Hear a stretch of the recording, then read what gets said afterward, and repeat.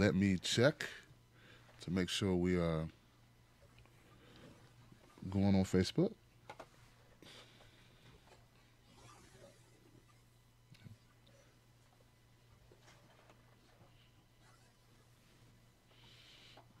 Oh, damn it. Okay. Restream.io. One step. Hold tight. This takes about 30 seconds. People on YouTube, if you can see me, give me a comment. Let me know that you can see and hear me, and see if you can hear my guests. Hey, guests, say hello, please. Hello, people on YouTube. There you go. Little buffer. They should be responding soon. And restream. All right.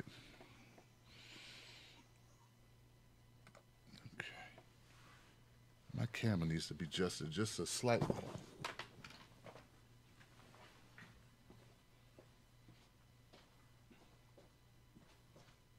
Oh, you have a headrest.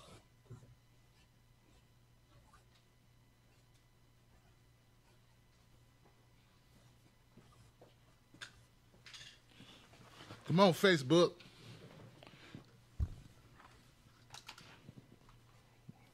Why no love on the Facebook? Let me see about love on the YouTube. YouTube is green. We're good on YouTube. Looks like we're good on Periscope.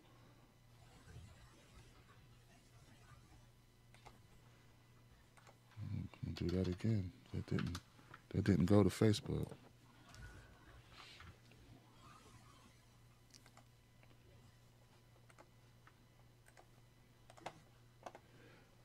H-O. All right, H. Bear with me, guys. Blame me, not him. This is me. Save that. And that. Restream. And if it doesn't do it this time, then I will have to do this. And I'm going to.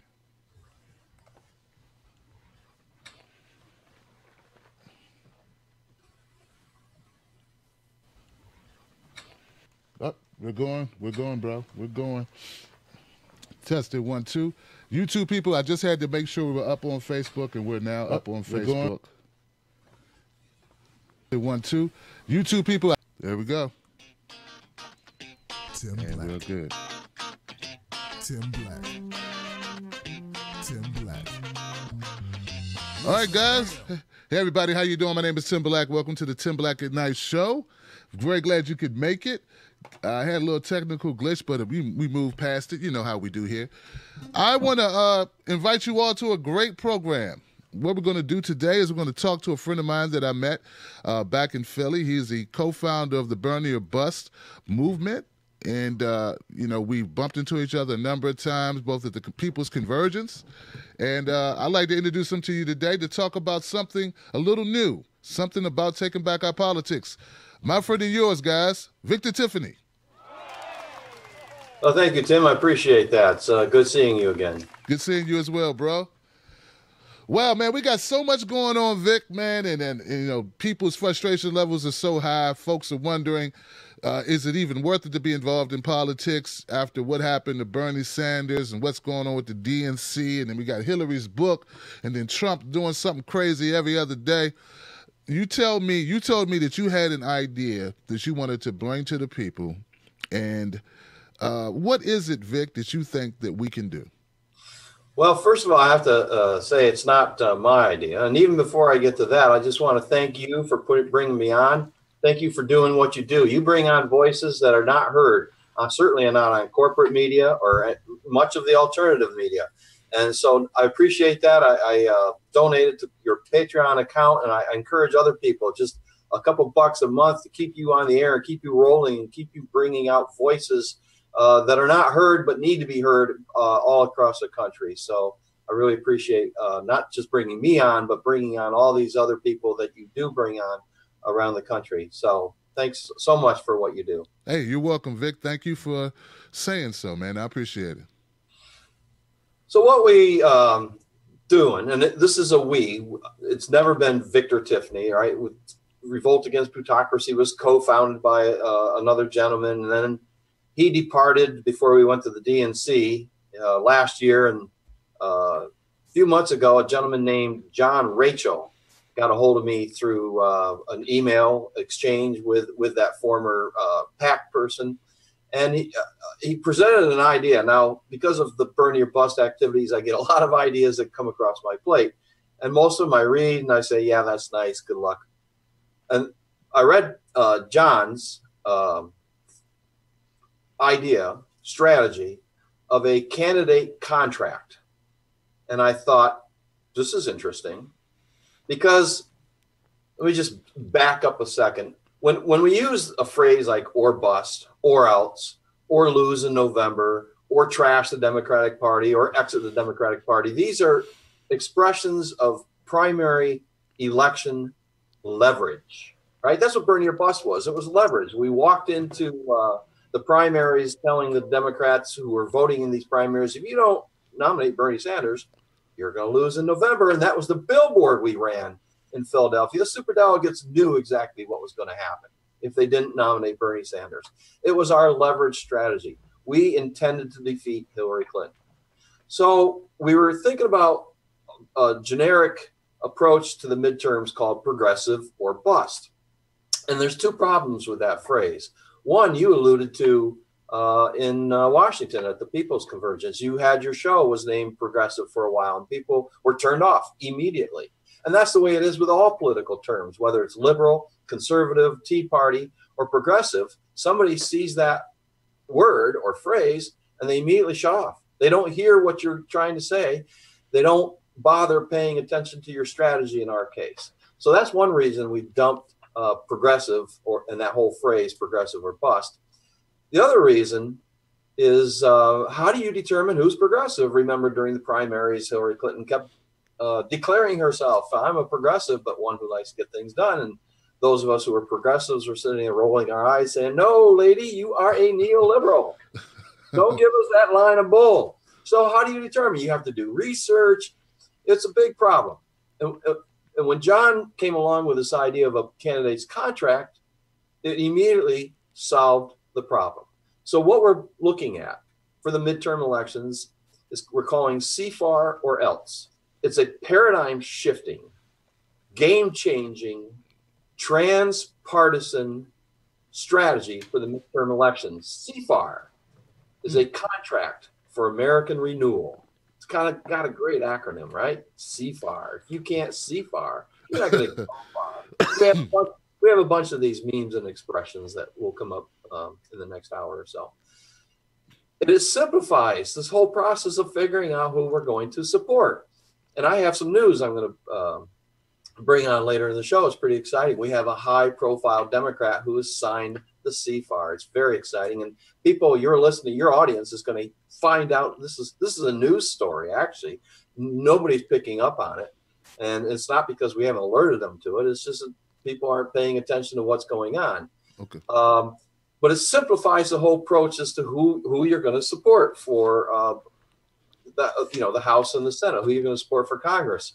Instead of, looking at the issues, and of course people vote irrationally. So it's height, it's sex, it's how good looking somebody is. This simplifies that, takes all the guesswork out, and basically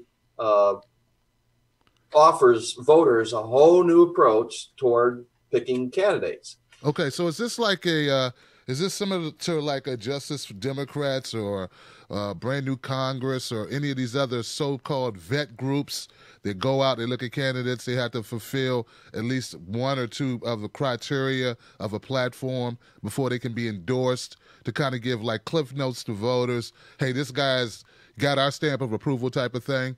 Sort of, okay. A little bit, except you're describing Democrats, and ours is completely transpartisan. If there's no Democrat who signs the agreement, we'll look for Green Party, independent candidates, Justice Party candidates. It's completely transpartisan.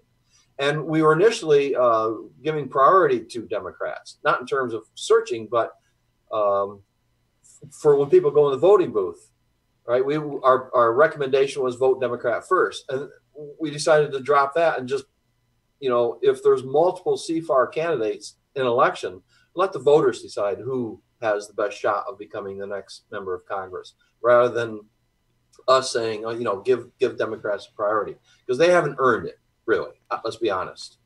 So in a certain way, yes, but one difference is, who's running the brand new Congress, who's running the Justice Democrats. These are a handful of people. Our strategy is completely decentralized. We're if there's a few candidates out there, and I knew a few from my work with the Progressive Examiner back when I interviewed you. I interviewed at least a dozen candidates running for Congress at the time. Some of them are running again. So I'm reaching out to them because I know them personally. But mostly this is people signing up on our website to do that work. This is decentralized completely. We're not telling people who to go after. We're just guiding them. What we're trying to do has never been done before, which is to show people and explain people and tutor people and guide people, activists, what we call leverage activists, to do what we did last year. On a national scale. We want people to learn what we did, the basics of leverage activism, and to apply it at the congressional district level and at the state level. But the tactics they use, there's a lot of leverage or a lot of flexibility that they have in how they approach the candidates. We tutor them how to find the candidates. This is on our activist website. We tutor them on how to talk to the candidates, because you're selling them a contract. You're selling them a theory of election. You're selling them on a strategy, on a tactic that works. Tim, I think you're old enough to remember how the Republicans won the House of Representatives for the first time in decades in 1994. You remember what they used? No, I don't. It was called Contract with America. I remember the name. I remember the name of that, though. Yeah, I don't know if they ever fulfilled that contract or not, but it got them elected. It's a very successful tactic. And another candidate who he put a contract with voters right on his website, had people sign it and provide contact information, and therefore he could come back to him and say, hey, donate to my donate to my campaign. Donald Trump used a contract with voters. He's violated the contract, but that's neither here nor there. Fact is, these things work. They have an extremely successful tactic. Now, a big difference between Contract with America and CFAR is that the Contract with America was written by Republican Party elites, Newt Gingrich and other members of Congress. CFAR is written by the people. This is a populist agenda. I'm going to go down through the template of the 11 items on the contract here in a moment. But these all have broad public support. So basically, in a sense, it's being written by the people, right? And this is coming up from the bottom. And it's in direct competition with the Democrats' better deal, which you probably know by now is a bunch of platitudes and empty promises, right? It doesn't really say much. We're offering a template of 11 specific policy positions supported by large majorities. The smallest majority is seems to be a litmus test that Democrats are using for these midterms, which is Medicare for all. That has around 60% support. That's one of the items on the CFARs, Medicare for all. Another one is $15 an hour minimum wage, right? The fight for 15. There's a whole bunch of these things. I have to look at my notes. Transform the energy sector into renewable energy. Massive spending program on infrastructure. They say the engineers, the highway engineers and other people, structural engineers around the country say $4 trillion is needed to get this country back into the 21st century where it should be. Stop the war in Afghanistan. Trump was right about that. He should have stuck with his campaign promises, but he's listening so much to the deep state actors around him, he's become President Hillary Trump. Complete opposite of what Trump's proposing in his tax policy, which is to eliminate the estate tax. We want to increase the estate tax, especially over $5 million. Nobody needs more than $5 million to be willed to them by their parents. And also to modify corporate taxes to discourage outsourcing of jobs, expand and secure Social Security, I'm going to save this one for last. Overturn Citizens United, right? That means when a candidate signs his contract and gets elected for that particular point is to co-sponsor the amendment that other members of Congress are putting forward to overturn Citizens United. It's not an awful big job that they have to do. Free college, right? This is 80% of this came from Bernie's campaign website, right? Back when he was running. Right. You could almost call this Bernie's agenda or bust. It comes very close. But it's a little bit to his left on foreign policy. And the 11th issue is on trade, to pull out of the Central American Free Trade Agreement, the North American Free Trade Agreement, and the PNTR. And this is about fair trade, but instead of trying to get voters to zoom in and think about something where we've never been before, fair trade, it's basically modeled on Brexit, right? Voters can wrap their heads easily around this situation we're in now sucks, so let's get out. And that's where it is. What we do after that is open to negotiation and who else gets elected and so forth. But right now, let's get out of these so-called free trade agreements because they are devastating manufacturing jobs in this country and just a tremendous source of outsourcing. So those are the 11 items that the candidates can choose from. This is not a purity test, right? That's what the establishment behind the better deal are going to be saying. Oh, this is a purity test. No, it isn't. It's a negotiation, right? So the people around the country, we have about 40 people signed up now to do this leverage activism, we call it. When they go to a candidate and they present the contract, it's not take it or leave it. It's not. It's a negotiation. And in fact, we don't even want them to use all 11 issues because I almost have to draw a Venn diagram to show this. But every time, even though, maybe 70% of the people support one issue and 60% another issue position and 80% another issue position, when you overlap them all, that circle gets smaller and smaller and smaller. And what you don't want to do is make it lower than 50%, right? Because that's how you win elections. So you want to keep the number of issues up there around 5 or 6 at the most, to keep that circle of overlap between all those issues in support of that contract, those contract positions, as large as possible. So again, and candidates can add issues that we don't have on it. There are some districts that you might want to put one of the demands from Black Lives Matter on your contract, right? If you have a large minority population, take one of their demands, for example, special prosecutors in all cases of police lethal use of force. Let's have a special prosecutor in there. A member or a candidate for Congress could add that to the. And it's also important for the leverage activists to look at what the candidates add, because if it doesn't pass the smell test, right? If it's something that's a little too conservative, they're in position. They're completely empowered as a leverage activist to say, no, Mr. Candidate, Mrs. Candidate, we don't like that position, take it off the contract, or we don't accept it, right? It's a negotiation.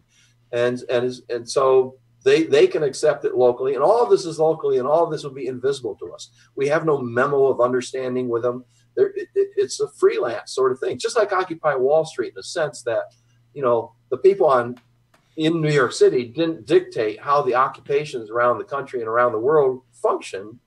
They had a sort of an outline and a radically democratic way of running their meetings and so forth. But other than that, the tactics were left up to people locally and so forth. And that's the same thing with us. So let me see if I get this right. Go ahead. You're going to have, you have people who approach candidates with their own list based on with the CFAR template. Okay. That is the starting point. The CFAR template is the starting. That's what they approach the candidates with, is the template, which is on our website. And that's those 11 entries, right? That's correct. Okay. And they negotiate with candidates. Are these people approaching them? Are these people? Why would I, if I'm a candidate, why would I listen to someone just asking me to create a contract? What's the leverage? You said leverage, so I understand the leverage with the voters. What's the leverage with the candidates? What are you offering them? Well, okay, so it's a double-edged sword. The whole strategy is a double-edged sword. And you're asking about one of the edges, which is these contracts, remember, they work. The candidate who is a CFAR candidate can use this as a verbal cudgel against their primary and general election opponents. For example, they can do something like, I'll just grab a paper here, during the debates and the primaries, that they can say, my opponents have made a lot of promises, but there's no assurance they're going to do what they say they're going to do when they get to Washington. I've signed a contract, right? Here's my signature on a contract. This says I'm going to do these 5 or 6 things, right? And I'm committed to it. And if I don't do it within a certain period of time, I have to give up my seat. This is a binding commitment to the voters. Nothing my opponents dare sign. I've done it. And by the way, this is time to bring in a couple of names. The first guy, oh gosh, I hope I can remember his name. He's a Nevada Democratic candidate in the 2nd district. He did it on his. I never reached out to him. All of a sudden, he reached out to me on Twitter and said, "Hey, I'm a CFAR Democrat." Awesome. He was the first one. Rich, I can't remember his last name. I can't remember. I presented this on a fair trade call last Sunday, a webinar that Tim Canova and I presented. He presented the sort of ugly, horrifying parts of NAFTA, and I basically presented this strategy. And I went first, and then Tim was introduced. And when he spoke, one of the first things he said is, "I've signed and endorsed the CFAR strategy." Tim Canova, audience, Tim Black's audience is hearing this, not from corporate media, not from the alternative media. Right here on the Tim Black Show, you're hearing Tim Canova. Tim Canova, yeah, is the highest profile Democrat, the challenger of Debbie Wasserman Schultz, who has signed the CFAR. He is the highest profile CFAR candidate, and so far nobody's in the media has bothered mentioning it to the public, but they hear it on your show. So, wow, tipping my hat to you. You're actually breaking some news right now. Wow. So he agreed to all 11 points that are in the contract? I haven't seen the contract. We have a guy on the ground. It's the only congressional district now where we have a CFAR candidate and an on the ground Michelangelo Hamilton, a precocious teenager. Michelangelo. He sounds familiar. I think I know him on Facebook. Probably. He's way ahead of his years. And he interviewed me at the Democracy Convention in Minneapolis in early August about this. And so he said, "Yeah, I'll go back to my district, and Tim Canova's in my district." I said, "Oh, great. Ask him." He did ask him, and by the time we got to the conference call Sunday, Tim had signed it. Well, so man, now that's working fast, man. We have 11 working fast. It is. We have a leverage activist aligned with a CFAR candidate. That's the only district in the country right now where that happens. We have 5 Democrats so far who have taken the pledge, 2 independents, and 3 Greens. So what we need in the few months is a few things from your audience, right? First of all, if people in your audience, people listening in on this, are revolutionaries, that's not a matter of posting some cool memes or some articles on Facebook or Twitter. That's not revolutionary behavior. That's just what voters do. That's just what interested people do. Revolutionaries take revolutionary action. Revolution is an action. So what we're offering people is an opportunity to be literally a leverage revolutionary, a revolutionary election activist, not working in a campaign, because Bernie or Bust was never part of his campaign. We were separate, right? We had our own funding and so forth. And people can do this around the country, not as part of the candidate's campaign, but as part of their own independent effort to make the next Congress a CFAR Congress. We're thinking big about this, Tim. We want the next election to be a populist wave election, not a blue wave election, because, as you know, any blue will not do, right? This is people who have to be CFAR. And we're not calling them progressives for reasons already stated, right? They are positive populists. But my point was, if you're a revolutionary, jump into this. You don't have to necessarily sign up as a leverage activist, although that helps us coordinate with you.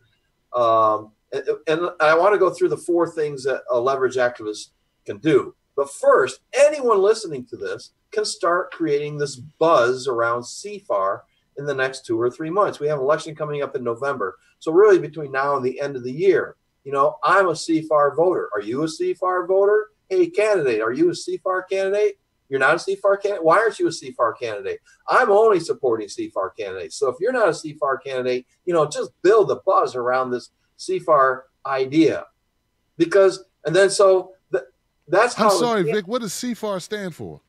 Contract for American Renewal. Contract for American Renewal. Right. So CFAR, it's not only CFAR around the other side of the world where we have to get out of Afghanistan. Mm-hmm. It's also CFAR in a visionary sense, CFAR into the future, because if we don't transform the energy sector from fossil fuels to sustainable energy sources, as a species, we're not going to get far. Right. Certainly civilization can collapse within 100 to 150 years. And if this thing just runs away on us, we have this deep greenhouse planet, we could lose our entire species. Right. So as a species, if we don't CFAR, we're not going to get far. And for candidates, because everyone out there, or all these leverage activists, we're hoping one in every race, that's 468 different leverage activists, one in each congressional district and in 33 states. We want them to be doing 4 things, the same thing that we did with Bernie or Bust on a very simplified level. And those 4 things are: 1, find your candidates, right? Find your candidates and watch the tutorial on our website that shows you how to ask them. This is a contract you want them to sign. So you can't just stick it in front of them and say, here, will you sign this? You know, it's a process, it's a delicate process. And we have a candidate who's running, it's this old guy up in Vermont. I think he's running for Senate, Bernard something. He's the guy we really want to be a CFAR, because it would show him as distinct from the establishment with their better deal line of bull. But we are approaching him very, very carefully, because it's, you know, he's a longtime member of Congress. But he's the revolutionary, and now basically it's the revolution's coming at him from the bottom up, saying, hey, Mr. Candidate, you're no exception. No exceptions to this rule. If you don't CFAR, well, maybe someone should primary you, or maybe we'll vote Green Party, you know, in Vermont. Every seat is going to be challenged with CFAR. And in 43 states, that means if there's no CFAR Democrat, no CFAR Green, and no CFAR Justice Party, and no CFAR candidate on the ballot, that means in 43 states, you sign the contract yourself and write in your own name. Or, you know, this will give an opportunity for candidates, for people who want to run as a write-in candidate, low cost, low budget, online strategy, to actually run as a CFAR write-in candidate. And how he or she gets his or her name out there is, you know, is going to be a trick. But we have the internet now. The internet, one of the points that came up at this conference that you and I attended recently was in a session with Priscilla. I can't remember her last name, but she talked about how more and more people are getting their news and information off the internet and not out of corporate media. And the numbers are amazing. People, you know, from the lower end of Gen X all through the millennials are mostly off the internet. And even the baby boomers and senior citizens are trending in that direction. They're still getting most of their news off corporate media, but they're getting less and less of it now and more of it online. So that gives low budget candidates, and that's how we did Bernie or Bust, right? This is all through social media. We didn't have an advertising budget to speak of. We did this word of mouth. We built a movement using primarily Facebook, and we had volunteers. We showed them how to promote this, and it just took off. So right now we want to build the buzz around CFAR. And let me just explain the rest of what leverage activists have to do. Find the candidates, ask the candidates, make a pledge form. So let me just stop right there. It costs nothing. They use Google Drive, Google Forms, And so not only is that easy, we have a tutorial that I produced on our website showing people how to do that. And we have help desk services. So because that is the trickiest part, is making that form so that you can put online somewhere and get people, voters in your congressional district for House races or in your state for Senate races, to go to this webpage and pledge. Burn Your Bus was a pledge to vote only for CFAR candidates. And in Florida's 23rd district, that's Tim Canova, right? So they already have a name to attach to the contract. But everywhere else, we have activists. There's no candidate. That's the only district where there's an overlap between activist and candidate. Everyone else will have generic, I'm a CFAR voter, and that's all I'm going to vote for. Think about this. This is an important step right here. This whole idea of voters pledging to support only CFAR candidates. This is an important thing.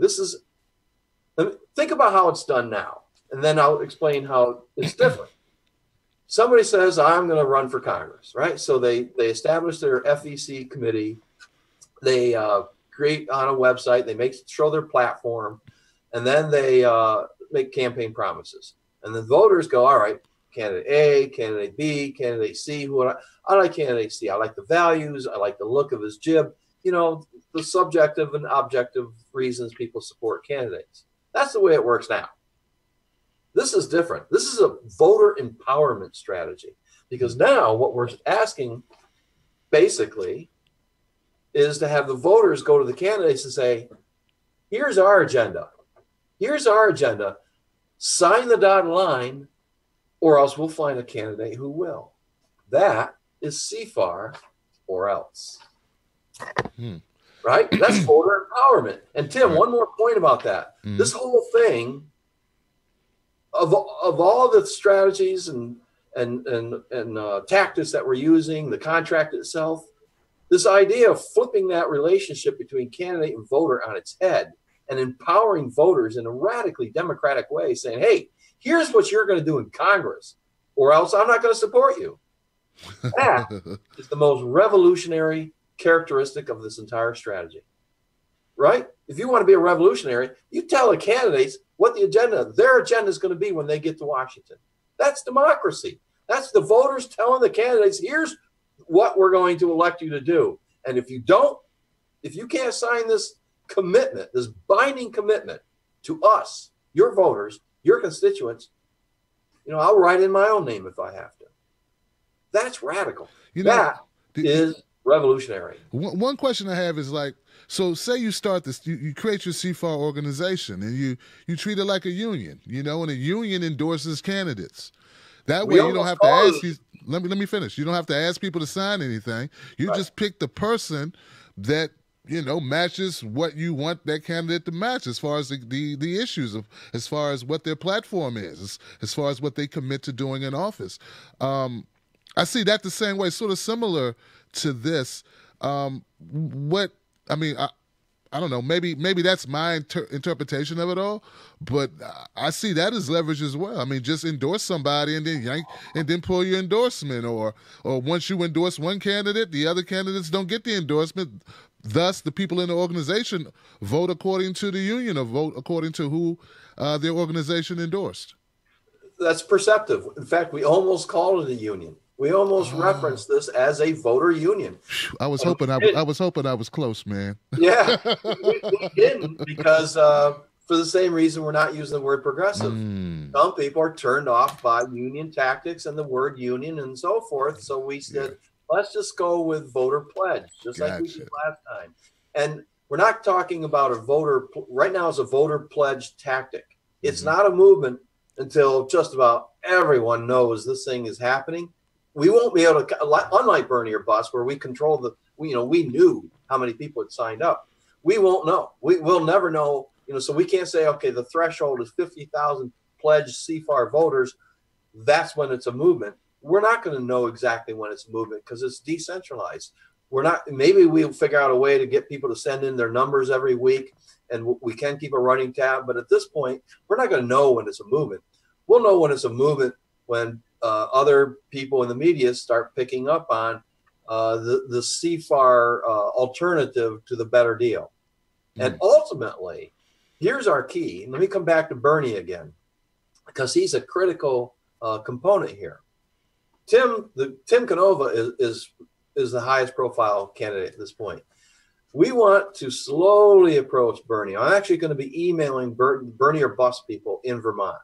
And I don't want them to ask Bernie to sign it at this point.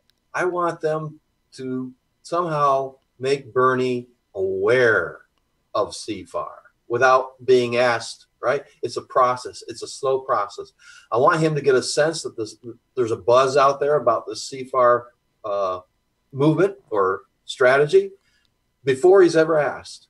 So something that, I mean, one idea we're coming up with before, and I'll start this emailing process probably next week, is to ask his constituents to ask him whether he prefers the contract for American renewal to the better deal, right? Just to get him thinking about what this thing is and how it might work, and just make him aware of it.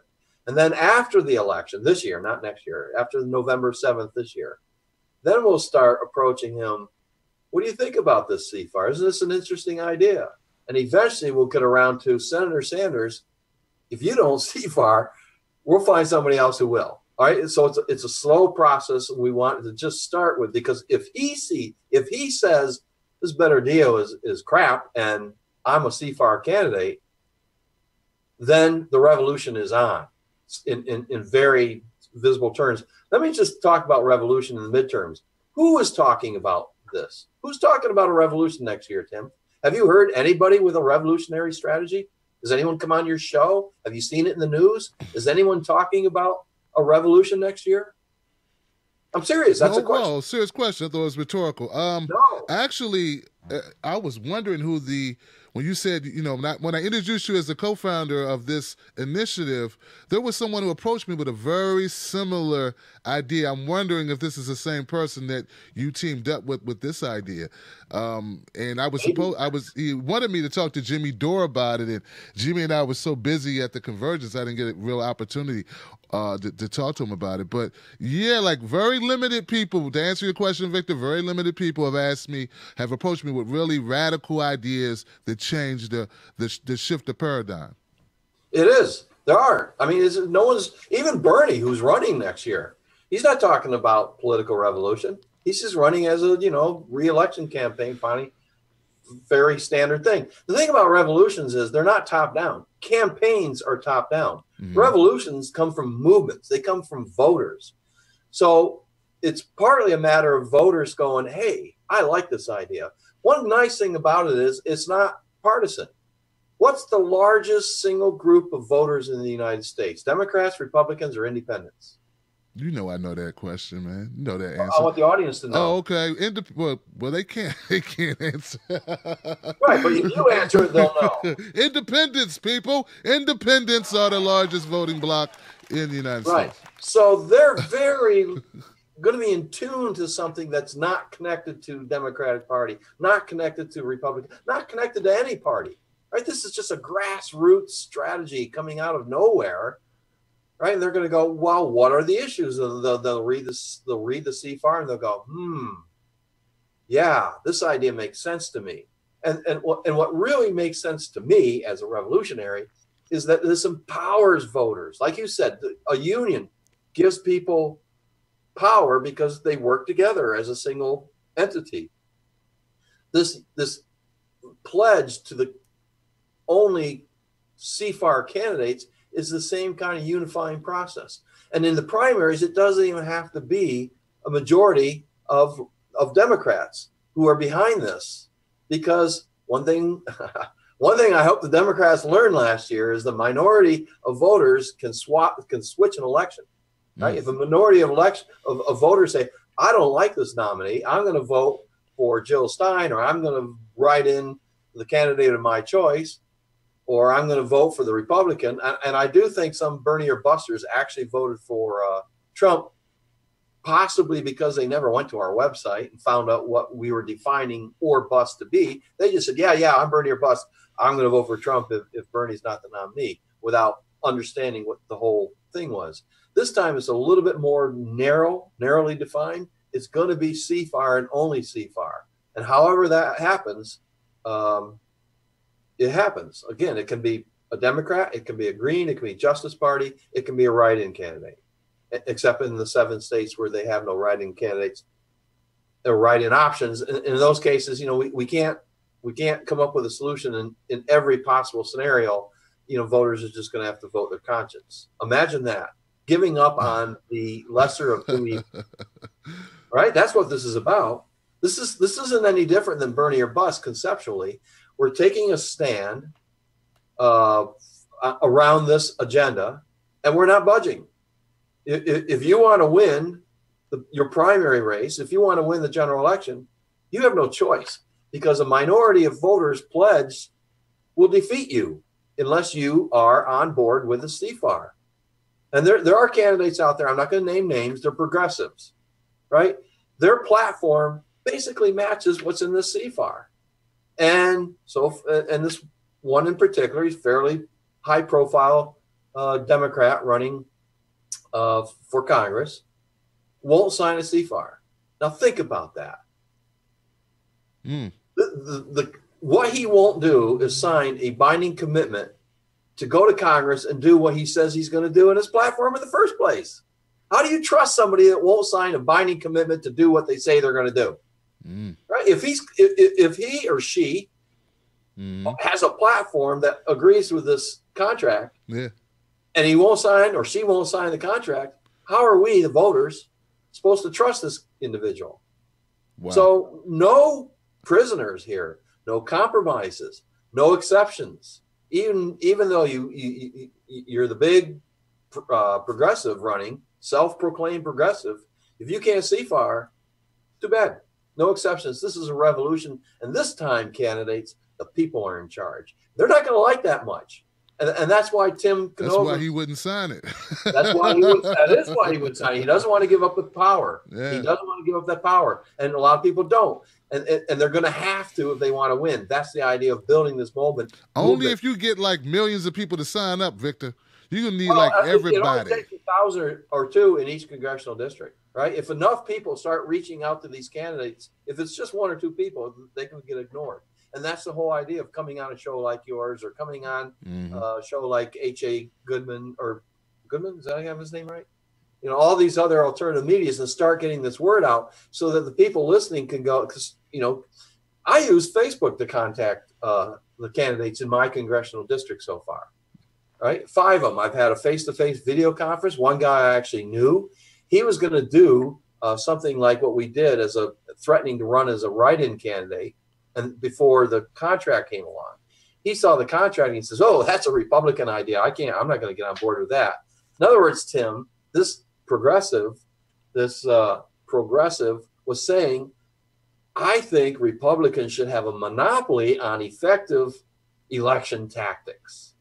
Right? Think about it. That's what they're saying. If they won't sign it because it's a Republican idea, then they're saying, "Oh, let the Republicans win." If Republicans, and I get you don't want to cheat and lie the way Republicans do. It was just his way to wiggle out of not being, not having to commit to keeping his word. And that's sad. If candidates can't do that, why should voters trust them? And that's a distrust that we want to foment. If you can't CFAR, you might just be a neoliberal. Period. I like that. Yeah. This is a war on neoliberalism. Absolutely. We don't mince words on that. This is a civil war against neoliberalism and neoliberals. Mm-hmm. Very interesting, man. So are there things they're going to have to demonstrate? Like, my biggest thing is the words, man. Like, people, they can say anything, Victor. You know that. So they would have to demonstrate. Like, I like the idea of let's say the legislation, either the Conyers or the Bernie Sanders legislation on Medicare for all, single payer, whatever you call it. They have to support that legislation. They don't have to author it, but they have to do they have to co-sponsor it, or do they just have to, how does that work? I want to hold them accountable to an action. Let me take 3 examples. Medicare for all is a bill. they have to, if they sign the contract, they will have a certain amount of time to do this, right? That's in the contract. Right now it's 180 days. That's part of negotiation. If brand new member of Congress might need 250 days or 365 days, that's flexible. That's part of the negotiation. Okay. But they have a fixed time, and we think a year is the maximum that we should allow. And what they have to do in this bill is co-sponsor the bill, easy enough, and make an effort to get other people to co-sponsor the bill, right? So that's Medicare for all. Free trade. This is going to be a resolution to the president to get out of these free trade agreements, right? So if no one is introducing this resolution to the president, the CFAR candidate is going to have to introduce this bill or this resolution. It's not a bill, it's a resolution. It's pretty mild by comparison to a bill, right? Just a resolution to the president, and then encourage other people and look for people who are against free trade, look for fair trade people on the left and the right who don't like these free trade agreements, and try to get them to co-sponsor the resolution you introduce. So that's the free trade element. It doesn't mean within 180 days we have to pull out of these agreements. It just means within 180 days the congressperson has to show they're working on this and they've either co-sponsored or introduced the resolution. And then on the Citizens United agenda item, if that's on their contract, because remember, they get to pick and choose which of these 11 they want. True. But if they keep Citizens United, that means they just have to co-sponsor the amendment to the Constitution that's put out there by several people at this point.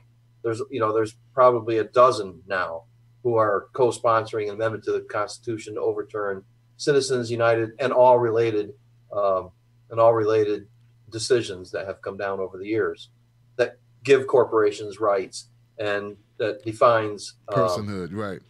And the other side of it, which is money is speech, right? That 1976 Buckley v. Vallejo decision, a decision that has Lewis Powell's fingerprints all over it. I'm sure you've discussed Lewis Powell on the show before, yes? No, we haven't. Oh, he's the. There's two strains of corporatism that we're up against here. One is neoliberalism, right? Came out of Germany. It was an economist who basically started pushing this third way that was ultimately embraced first by Jimmy Carter. I didn't know that. And then, of course, the Clintons embraced it big time. And Bill Clinton really was this extreme neoliberal president who did all these horrible things, some of which I summarized in my talk at the Burn Your Bus rally. But it was Carter who was first. So that's one strain of this corporatization of everything, including government, that's underway. And it's mostly through these free trade agreements. And the other side is this, it comes from this secret memo to the Chamber of Commerce. And it's Lewis Powell wrote it in 1971 secretly. It was a secret memo that basically outlined how people and corporations should essentially take over the government. And they have. All these right-wing think tanks have developed. All this lobbying has unfolded in Washington since then. Just a whole wide range, buying off academics in higher education. It's just this wide range of corporatization, including, these Supreme Court decisions that unleash money in politics. I mean, that was part of the progress of making this a more democratic, a more perfect union, was to control all this money in politics after the Watergate scandal, right? They passed this great campaign finance bill, and Buckley v. Vallejo started unwrapping that. And it got unwrapped even more in very treacherous ways with Citizens United. And then the organization I actually began in the months leading up to McCutcheon v. FEC, when they once again decided to make giving donations to a candidate a constitutionally protected act. Okay, yeah. Let's get back to the CFAR. So now what, Vic? What? How do you tell people? What's the next step for people who are interested in this? Well, they can go to our website. We have two websites this time because it's just a little more complicated. We have a candidates website, which I'll come back to, and we have an activist website. So that's where people who actually want to actually get in there, get their hands dirty. You don't have to go on the streets. We rarely went on the streets and did anything offline for Burn Your Bus. That was primarily an online strategy. And people can go on the streets, just like during Burn Your Bus, we had people go to the rallies and hand out little flyers encouraging people to go to the website and take the Burn Your Bus pledge. We did that. I did that in Binghamton. 2,000 flyers. I handed out in an hour and a half to people in line to go listen to them. And in this case, you can go out into festivals and things where there's a congregation of people and ask them to take a pledge. But then you have to enter that data when you get home onto spreadsheets. So you can do offline organizing, but primarily this is an online strategy to build this list. We still have to build tutorials to show people how to narrow their focus, because with Burn Your Bus, we have the whole nation, right? We didn't have to narrow our focus. The whole nation, anyone in any state could take that pledge. But when you're limited to a state or a congressional district, now we need to build tutorials to show people how to narrow their scope of where they ask people and how they ask people to take this pledge. Because it might be handy to have people in other congressional districts take the pledge, because you can always come back to them if you form a PAC. That's an option, and I want to talk about that option in a minute, because there's two ways to approach this. If they form a PAC, they can ask these people for donations so that you can better support your CFAR candidate. Where do people go if they're activists? What's the website URL for that? It's CFAR, C-F-A-R movement, CFARmovement.us, as in the United States, CFARmovement.us. Okay, so that's for activists. That's for activists. And the activists do what, Victor? They do, what's their purpose? 4 things. Reach out to the candidates, create a pledge form, get a URL that points to that pledge form, right? So there's 2 things they can do. They can spend a few bucks and go to GoDaddy and get a nice, neat little platform. For example, Michelangelo Hamilton in Florida can go get a URL that says Tim or trash, meaning trash the Democratic Party. Right? .us or .whatever. He can go out and spend some money and do that. Or if they don't want to spend any money, because none of this stuff has to cost any money. This is as grassroots as you can get. You can go to tinyurl.com/blank, right? So my tinyurl.com/CFAR-NY New York. I'm sorry, -NY23. CFAR-NY23. And that gets people to my pledge form for my congressional district. So you can fill that in, and that's free, right? So they get a pledge form, they get a URL for it, and then they promote it. Those are the 4 activities, and none of them have to cost any money. Okay. And they build this list of voters pledged to support CFAR candidates. Now, down the road, this is going to become what we call a network of networks. And I'm going to start by giving a tilt of my hat to Naomi Wolf, who talked about how to build these personal lists, right? You take your email account and you harvest email addresses out of it. This is another tutorial we're going to build. It's not urgent. Victor, let's kind of focus. So you got the activist website. People go who are looking to do what? They're looking to sign up candidates, or are they spreading the word about CFAR? Yes. Which one are they? Both.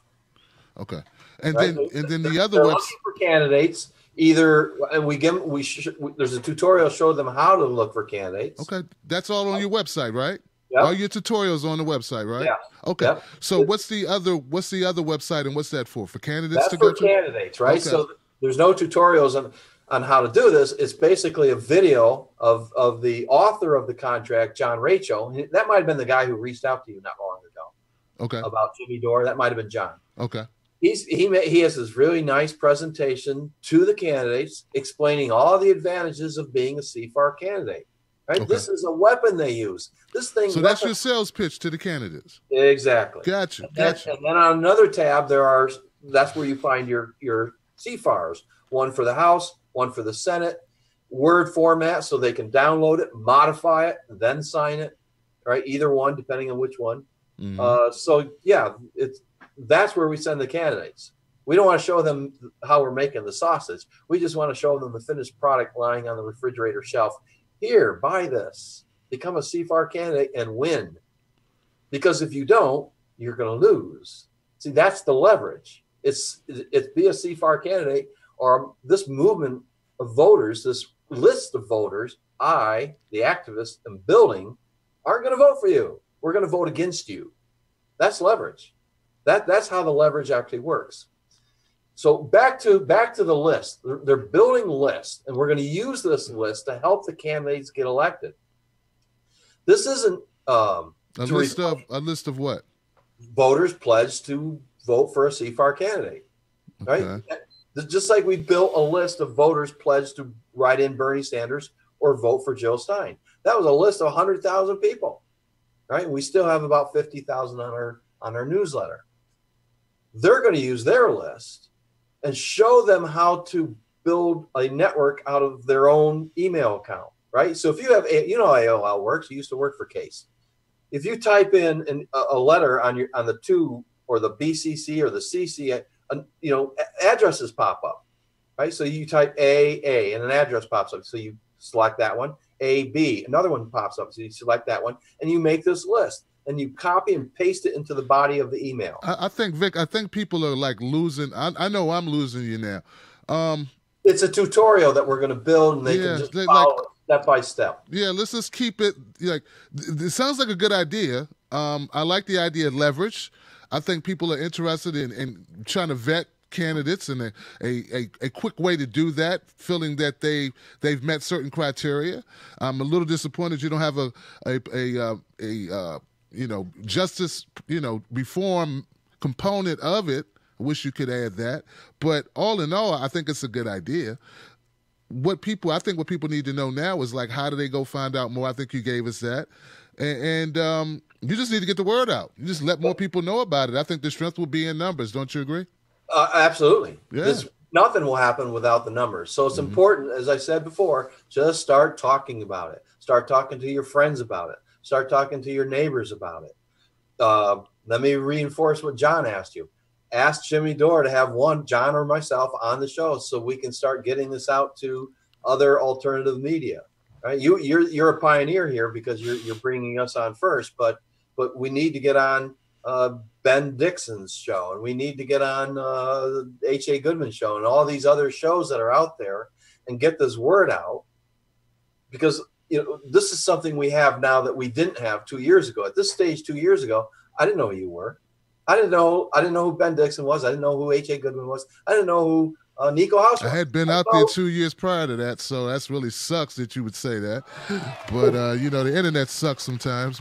I'm just joking. Well, I mean, I thought I ran into you on Twitter. Somehow I saw a video of you saying that you were burning your bus, and I went, what? So good, man. So then I reached out to you, and I'm glad we did. Yeah, it's all good, you're man. A great person to know.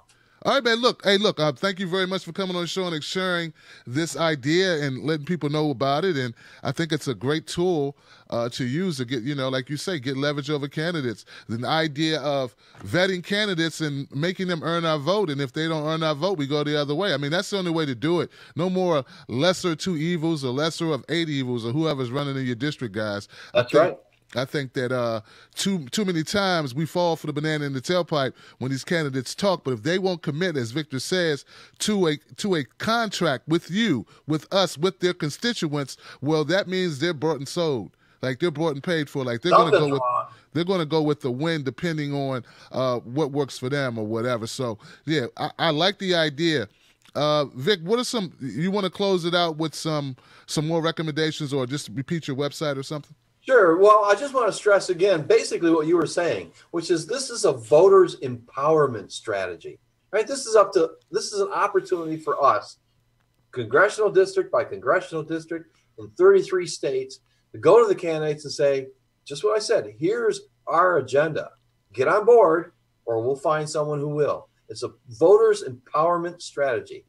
And they can take the pledge on our website. Either one of our websites have the pledge form that they can fill out, which again is for activists, CFAR movement, CFAR movement.us. And the pledge form is also on the candidates website, CFAR2018.us. And that's where you want to send your candidates. Don't send the candidates to the activist website, because nobody will eat sausage if they see how it's made. All right. What I've done is I put the citizens. It popped up for okay. Yeah, it's just a URL that points to our. Oh, okay, it redirects. Got you. You updated. Got you. You bought the perfect. So I was wondering because it populated and it changed. I put that in the chat room, and I'm going to list this also in the description area, guys. Look, anybody watching out there on Facebook or in Periscope, if you come to the YouTube video, you're going to see the URL already there. You don't have to type anything in. You just click on it, and it'll take you to the website where you can get more information. And I encourage you guys to do that. Hey, look, Vic, like I said before, man, thank you so much for joining us. Thank you for being here. Sounds like a great idea. It's a new idea. And I know they said that, I know Republicans used it, like you said, back in what year was that, 94? 94, yep. Yeah, but I think it's empowering. My thing is we got to get rid of people who don't stick to it. Like, we got to have a way to punish them if they go back on their word. But Read the contract, Tim. Yeah, at least having their word means you have a reason to punish them. You have something, something to use to will. It's a contract. They have to do this within that certain time frame, or else they get recalled from office. Read the contract. Recalled from office? Why'd you leave that part out? That's how you go. Damn it, Vic! You're gonna recall him from office? Hold on now. No, what? I'm sorry. Talk about that part. What the hell is this? The big question, this is what the contract says. If they don't do what they say they're going to do within the time frame that they agree they're going to do it in, 180 days, 250, whatever, they will be recalled from office. Now, will a judge enforce this? The contract itself says it's legally binding. It claims this is a legally binding contract. But case law indicates that no judge will enforce this, right? That's the way it is now. However, John wrote this contract in a way designed to challenge that case law and to give a good lawyer a good shot of going to a court and recalling these politicians who won't do what they committed themselves to do. But I'm a betting man. I love to gamble. And if I had to put money on it, I would say a judge would not enforce this. Right? It's a constitutional matter. Right? You can't hold politicians liable for what they do. Hell, we can't even hold the DNC liable to maintain its own charter, man. Right. But we can, we will be able to use the power of social media to shame them, like Game of Thrones style. That's correct. You can enforce this in the court of public opinion. Absolutely. That is correct. Yep. And they did agree to it. You had their word, and if you can't keep your word, what good are you? That's all the politician has is their word. What they won't do is get reelected. Well, that's true. They won't. Yeah, that's right. They won't, and it definitely won't be endorsed by CFAR ever again. Hey, Vic, man. Hey, look, thank you once again, my brother. Hey, guys, go to CFARmovement.us. This was Victor Tiffany. This is the idea. Please go check it out. Get more information. I appreciate you guys being here. I see you tomorrow for Freedom Friday, where you call in and you get to tell me what's on your mind. In fact, tell the whole world. Tell everybody listening. I appreciate you. All right, Vic, I see you on the other side, brother. Peace. You got it, man. Tim Black. Victor. Tim Black. Yes, I am. True. Funny. Tim Black. I am TimBlack.com. Tim Black. All right, guys, thank you for tuning in to another Tim Black at Night show. We appreciate you. Thank you for being here. Hey, look, guys, we got to fight for it if we want it, and I love the fact that people are coming up with great ideas, new ideas, and at this point, I'll try anything. Peace. Look, man, I ain't falling for no banana in my tailpipe.